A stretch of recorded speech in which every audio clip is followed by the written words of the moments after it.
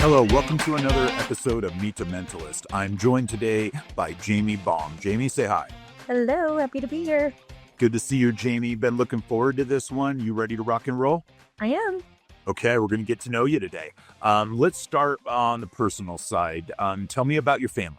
Yeah, so I'm originally from Dallas, Texas. I'll set the stage there a little bit, but moved to Boulder in 2013. So I've been away from my family for a while. They're all still back in Dallas, Texas, except for my grandpa.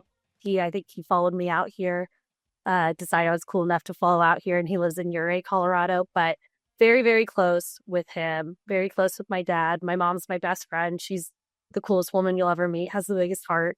I think I got that from her. And I also have a niece and nephew who are like my whole world, and they have me wrapped around their fingers, Alice and Bentley. So yeah, that's a little bit about my family. Very good. I heard a couple of things there. First of all, a niece and nephew, you have a sibling or two as well? I do have two older brothers. Yes. Yes. Okay. So mom and dad and two older brothers still in Texas? Yes. They're all still there. Okay, great. And I heard grandpa lives in Uray. Uray is God's country. That must be pretty awesome. Do you get Yeah. down there to visit him once in a while?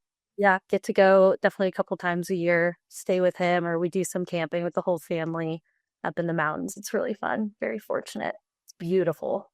So Very good. Very good. Those sounds like lots of blessings packed into that. And I think you kind of told me a little bit about my next question. Where do you live? I am in Boulder, Colorado. So let's go Buffs. Boulder, Colorado. Go Buffs. You didn't go to the University of Colorado, did you? I did. You did? You went to CU? Yeah. We did not have Deion Sanders at the time, but I did go there. So Okay, great. And you stayed in Boulder after graduating, and you're one of our local Coloradans at the agency. exactly. Yeah. Good. Speaking of agency, what do you do around here? What do you do for the agency? Yeah. Great question. So I am recently promoted to the Director of Growth Services here at Instrumental. So I lead the grow team. I just make sure our clients are thriving. I try to keep everything running smoothly. Basically, if it's about growing, retaining, we're supporting, I've got my hands in it. Great. So the grow team seems like they help our clients grow. What does that look like usually? Is that like campaigns and services maybe that help them reach their goals, maybe lead generation, fill in their pipeline, stuff like that? Yep. Basically, all of that while using HubSpot to achieve those goals. Good call out. So helping them leverage HubSpot to grow and scale their organizations. Exactly. Very good. Very good. How long you been in the industry? Yeah. So I've been in the marketing world for about 5 years. I've been in the HubSpot ecosystem for a little over 3 now. So long enough to know my way around, but still young enough to get excited about like a new automation hack. Very good. Very good. So 5 years in industry, 3 years revolving around HubSpot. That 3 years is probably about your tenure here at Instrumental Group. Yes. Exactly. Yep. Good call out. Okay. So you got introduced to HubSpot when you came over to join us. Before that, you had some marketing experience without HubSpot. How would you compare and contrast the two before and after? I don't know how I ever launched a successful campaign without HubSpot. I don't know how we ever did it without HubSpot. Um, yeah, it's a different world for sure. Yeah, very good, very good. Okay, let's switch gears a little bit, and stay in the workspace. But tell me about something cool you did recently. Yeah, so I there's like so many things, especially when it like does come to HubSpot. This wasn't like super recent, but I think it's still worth mentioning. I helped launch and standardize marketing and sales operations across 15 business units for an investing company, one of our clients. Just a casual 52-page playbook mapping everything out. It was basically like building a blueprint for their entire like HubSpot ecosystem and just making sure everything like ran smoothly across all the different businesses. So that was definitely one of my prouder moments and a huge growth opportunity for me too. Yeah, amazing. I think that was a PE owned investment book where they had 15 different businesses. They were bringing all of those businesses into HubSpot, and you put together a tiny little 52-page document that helped standardize the way that they were going to operate inside HubSpot. Is that right? Exactly. Yep.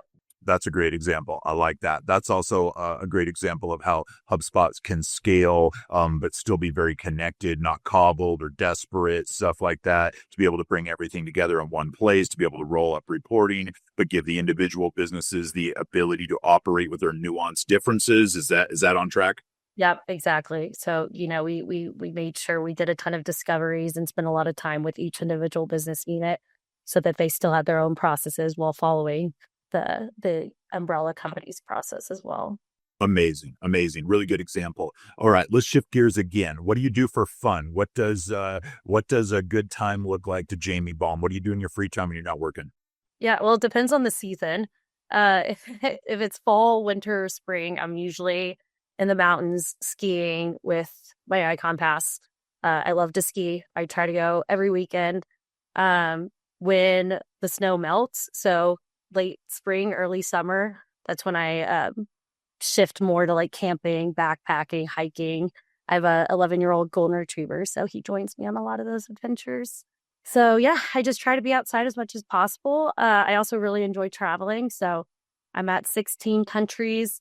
My goal is to hit 40 countries by the time I'm 40. I'm 30, to give you some perspective there, so I've got some work to do. Yeah. Awesome. What I heard there is an absolute love for the outdoors, first and foremost, seasonal differences in your strategies for the outdoors, of course. But you go right off of the ski lift straight back into the mountains for camping and all that good stuff. Exactly. Yep. I'm in the best place to do it in the world, I think. So very fortunate. Colorado is phenomenal for any outdoor enthusiast, so that makes a lot of sense. It's telling the country and travel thing. Who's next? What's your next target? Oh gosh, I don't know. That's a loaded question. Oh, I think I'll probably go back to Europe. Maybe do a couple of countries in Europe that I haven't done. I really, really want to explore more of like Southeast Asia. I just got back from there and fell in love. So it'd be cool to explore more of Southeast Asia as well. The world's my oyster. I just want to do it all. And there's just not enough time. Very good, very good. Colorado, outdoors, and then get around the rest of the world in your free time. Exactly.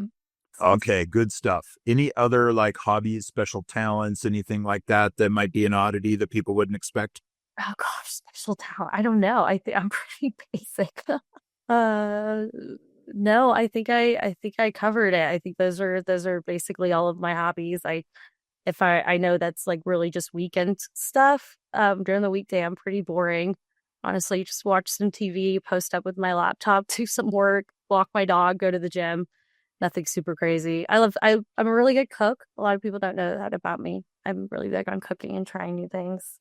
There you go. You talked yourself into one. Cooking is a great hobby.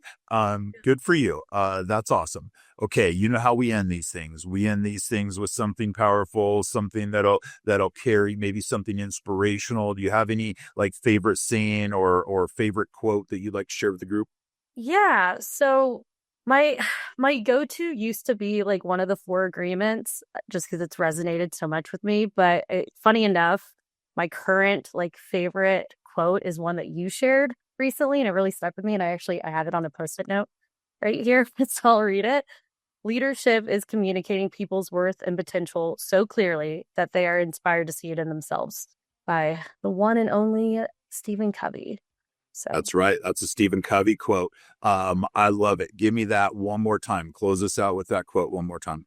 So leadership is communicating to people their worth and potential so clearly that they come to see it in themselves.